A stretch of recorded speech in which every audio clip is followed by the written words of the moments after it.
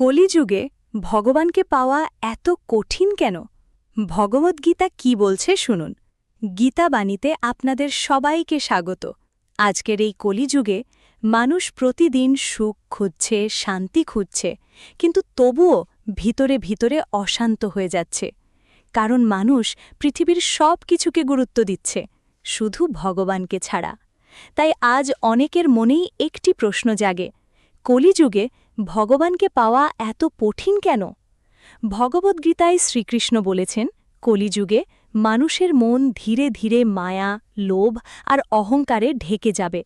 মানুষ সত্যের পথ ভুলে যাবে, নিজের স্বার্থের জন্য অন্যকে কষ্ট দিতেও পিছপা হবে না।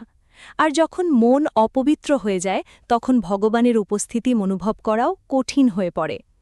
আজ মানুষ ভগবানের নাম নেয় ঠিকই, কিন্তু বিশ্বাসের সঙ্গে নয়। প্রার্থনা করে, কিন্তু ধৈর্য রাখে না। সবাই চায় দ্রুত ফল, দ্রুত সফলতা। অথচ ভগবানকে অনুভব করতে হলে দরকার শান্ত মন, সত্যিকারের ভক্তি আর নিঃস্বার্থ ভালোবাসা।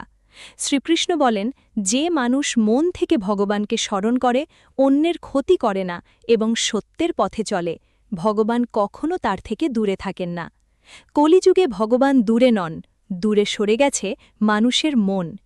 গীতাবাণীর সঙ্গে থাকুন, যেখানে শ্রীকৃষ্ণের প্রতিটি বাণী আপনার জীবনে নতুন আলো এনে দেবে। হরে কৃষ্ণা।